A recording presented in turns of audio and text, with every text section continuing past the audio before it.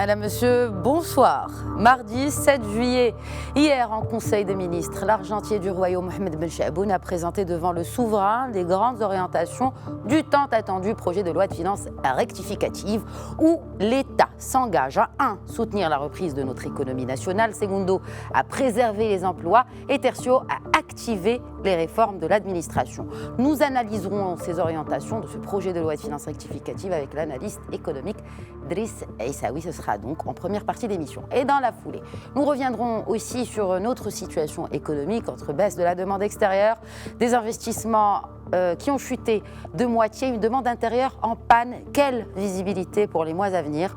Nous en discuterons avec l'économiste Khalid Ben Ali. Ce sera bien sûr en seconde partie de questions éco. Merci à vous de rester avec nous.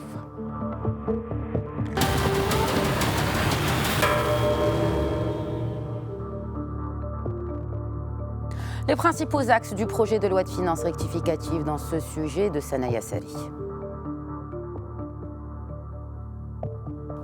L'un des axes majeurs de ce Conseil des ministres, le projet de loi de finances rectificative 2020. Le ministre de l'Économie, des Finances et de la Réforme de l'Administration a présenté les orientations générales devant le roi Mohamed VI.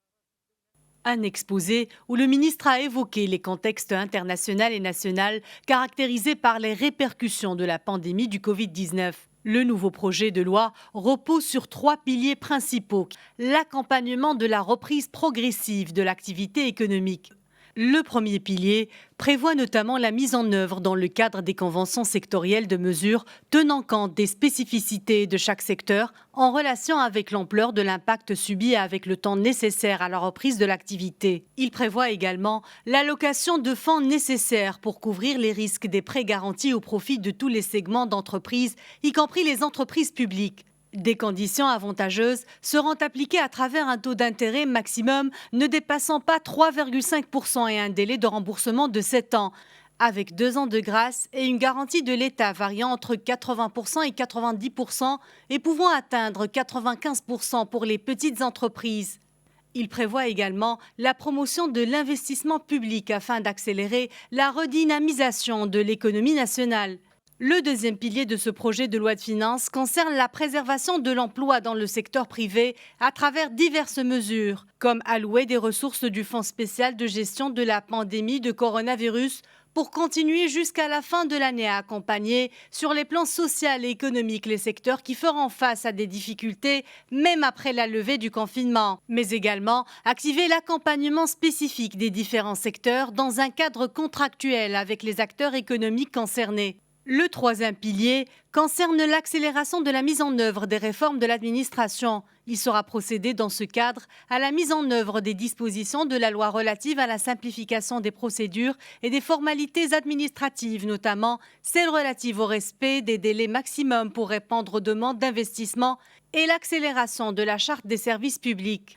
Ce dernier axe prévoit également la consécration de la transparence et de l'efficacité dans les services rendus aux citoyens et aux investisseurs, ainsi que l'accélération de la mise en œuvre de la stratégie nationale d'inclusion financière. Et pour l'analyse, nous joignons depuis Harhoura par téléphone Driss Aissaoui, analyste économique. Bonsoir Driss Aissaoui. Bonsoir. Donc ce projet de loi de finances rectificative vient d'être donc voté aujourd'hui en Conseil du gouvernement. Alors, premier projet de loi de finances rectificative dans le cadre de la nouvelle loi organique des finances qui date donc de 2015. Driss Aissaoui, l'année budgétaire commence habituellement le 1er janvier et se termine d'habitude le 31 décembre de la même année. Absolument. Que signifie cette rectification ?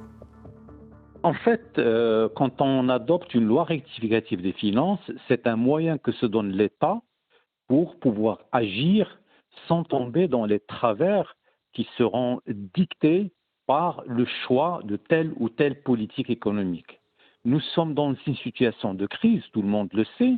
Le Covid-19 est une maladie qui nous a poussé à du confinement, qui a poussé également à ce que les entreprises ne soient pas développées comme elles l'auraient souhaité.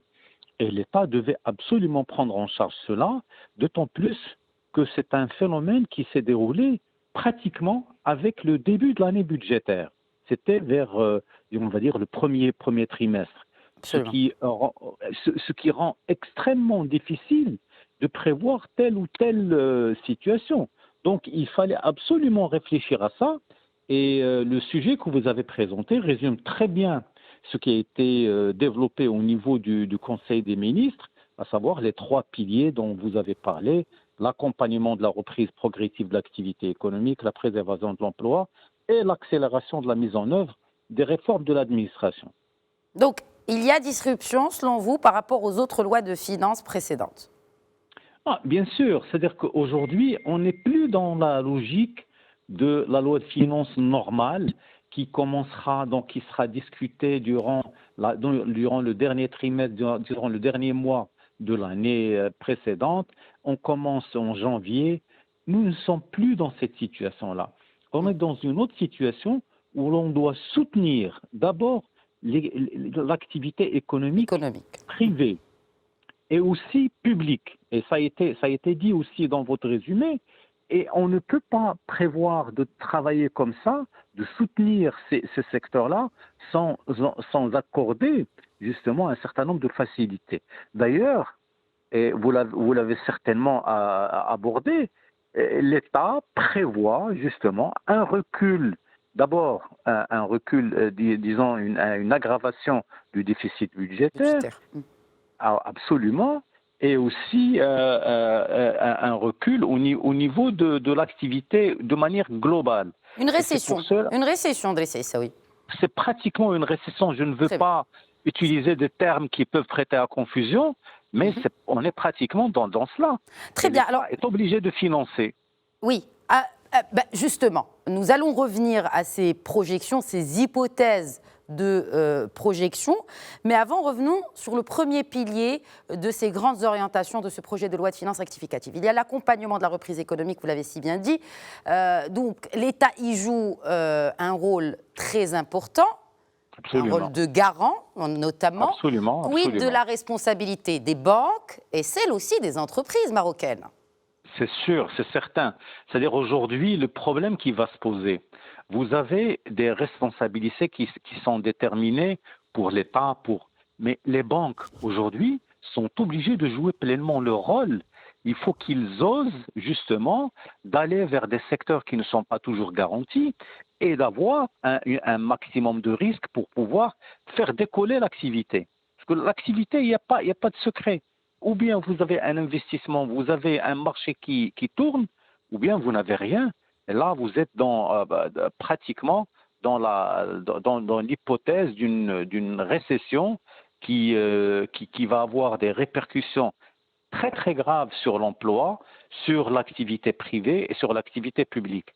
Donc, on est obligé de regarder cela pour le premier pilier dont vous avez parlé, l'accompagnement de la reprise de l'activité de manière progressive à travers donc beaucoup de mesures, notamment une approche conventionnelle avec les entreprises privées et publiques, l'allocation d'un certain nombre de fonds à partir du fonds anti-Covid pour pouvoir justement financer un certain nombre d'activités. Et c'est pour cela qu'aujourd'hui, l'hypothèse qui a été mise, c'est de dépasser pratiquement le déficit budgétaire. Il va arriver vers 3,5 sur une période de 7 ans. Et c'est une hypothèse qui est posée. Et l'État doit être garant pour tous les prêts qui sont faits par les entreprises publiques particulièrement. Les entreprises privées, les très petites entreprises, elles sont prises en charge en ce qui concerne disons, la préservation de l'emploi. Absolument. Particulièrement tous les employés qui sont déclarés à la CNSS, la Caisse nationale de sécurité sociale, ils vont les aider.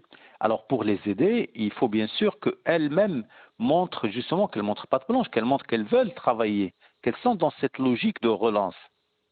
Mais justement, alors pour les accompagner, vous avez cité justement toutes les entreprises dont les collaborateurs sont inscrits à la CNSS, mais qu'en est-il justement de la fiscalité, parce que beaucoup de ces entreprises, notamment affiliées à la CGEM ou pas d'ailleurs, ont demandé une flexibilité fiscale pour qu'elles puissent s'en sortir.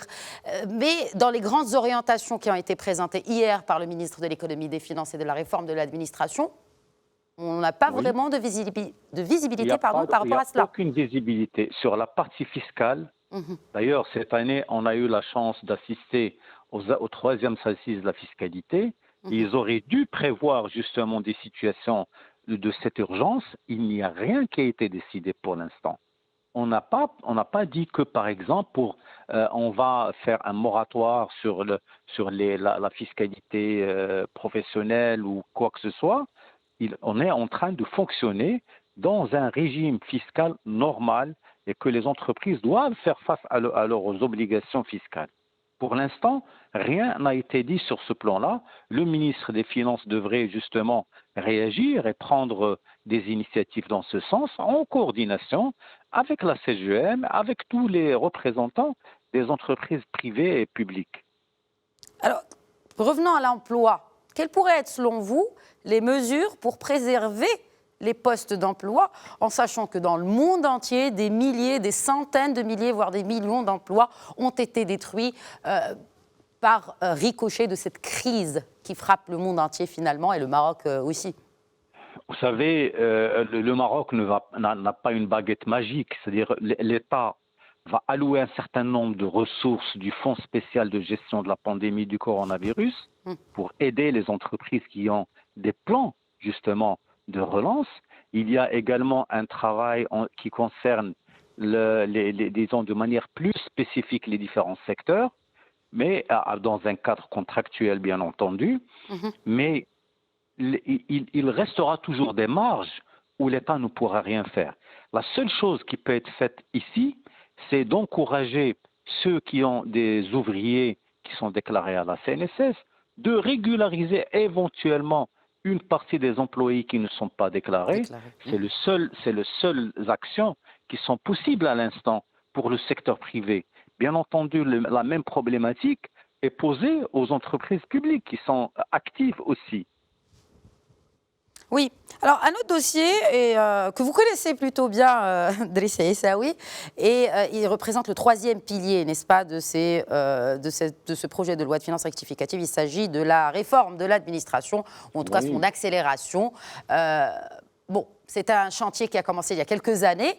Alors, d'abord, quels résultats peuvent être escomptés aujourd'hui, surtout que ce qui fait qu'en ces temps troubles, est-ce qu'on peut vraiment s'attendre à ce que ce chantier aboutisse à des résultats concrets? Vous savez, la réforme de l'administration est l'un des chantiers les plus difficiles.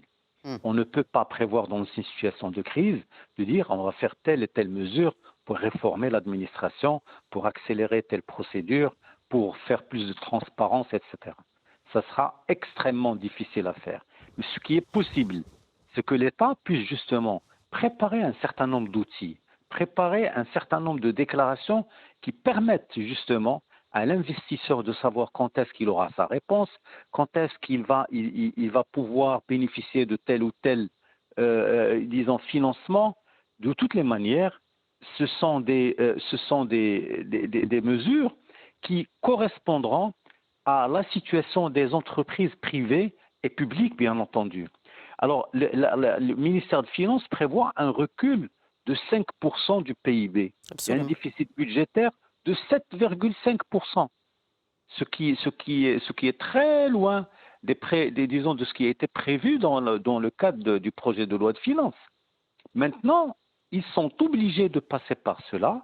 L'État a pris des initiatives très sérieuses en ayant recours disons, aux réserves qui ont été mises en place à la disposition du Maroc.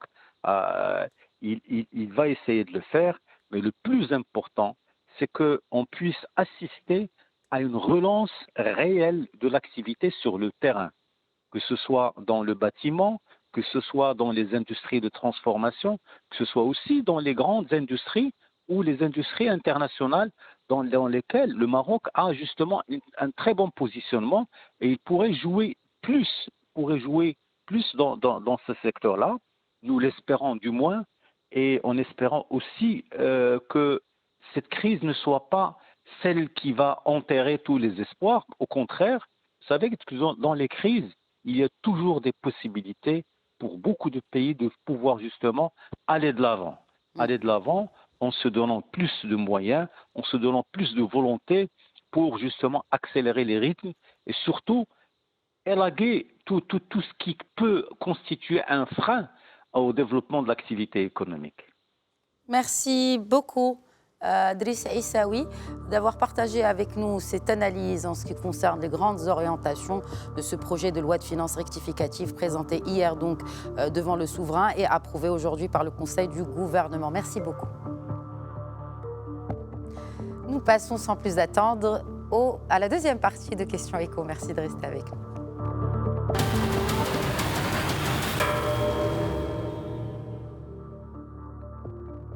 Et toujours dans cette lecture des agrégats macroéconomiques et autres chiffres de croissance pour cette année, retour sur les prévisions du Haut Commissariat au Plan à ce sujet avec Ala Menani.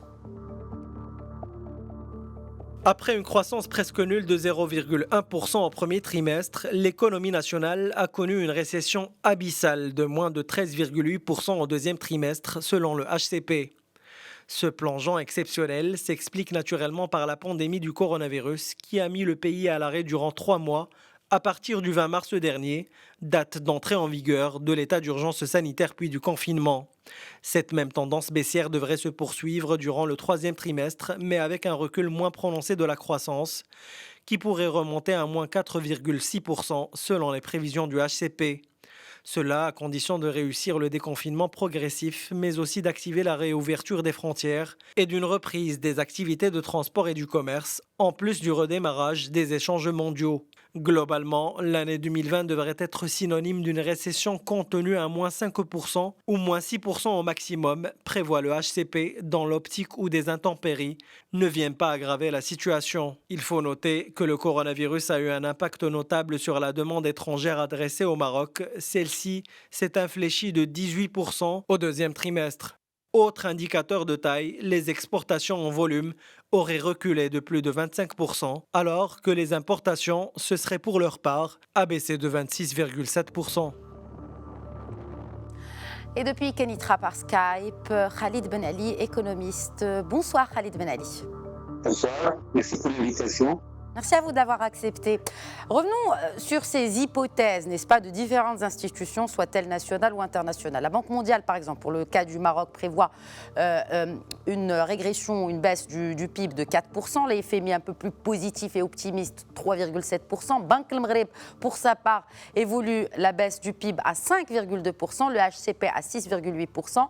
Et tout récemment, donc le ministère des Finances, en tout cas 6,8% pour le deuxième trimestre. Et tout récemment, le ministère des Finances autour de 5%. Alors, on le sait, bien sûr, ces prévisions sont sujettes à beaucoup d'incertitudes et notamment, que Dieu nous en préserve, s'il y a une deuxième vague. Est-ce qu'aujourd'hui, on peut s'attendre aussi à ce que ça reparte vers le haut si la deuxième vague, il n'y a pas? Tout d'abord, il faudrait bien signaler que les indicateurs émis par les institutions dépendent premièrement du paramétrage, des hypothèses et de la modélisation. Et un facteur déterminant, c'est la date de calcul et d'évaluation. Mais ce qui est intéressant, c'est qu'ils sont dans une fourchette à peu près proche, à moins 1 plus 1 par rapport à une fourchette moyenne, donc entre 4 et 5%. Ce chiffrage-là, ça dénote premièrement, il faudrait aussi signaler, ne pas omettre de signaler que la baisse selon le HCP de 13,8%, c'est par rapport au premier semestre, au premier trimestre, qui était de 0,1. Donc il faudrait avoir une vision relative, que pour une vision macro, il faut une vision annuelle pour les gestionnaires publics. Pour une vision de gestionnaire du quotidien, les trimestres sont intéressants. Mais si jamais il y aurait une reprise de la pandémie, bien évidemment, les chiffres vont s'aggraver. Mais si la politique et les mesures qui ont été prises par le Maroc donnent leurs résultats, leurs fruits, et que le virus se replie, bien évidemment, il y aurait une amélioration parce qu'il y a le déconfinement et il y a le relancement des activités au niveau national et international. Est-ce que vous pensez que les mesures qui ont été prises par le comité de veille économique, justement pour soutenir les entreprises, ont réussi à absorber le plus grand du choc de cette crise? Le comité de veille économique qui a été mis en place, c'est une instance de gouvernance destinée, premièrement, à suivre quotidiennement, je dirais, à suivre quotidiennement, et deuxièmement, c'est un indicateur économique qui a été destiné à prendre les mesures par anticipation. D'ailleurs, les aides qui ont été octroyées aux employés de la CNSS dont l'activité a été suspendue par l'employeur, ou bien celles pour les personnes ayant le RAMED ou exerçant dans le secteur informel, bien évidemment, ces mesures elles ont un impact social.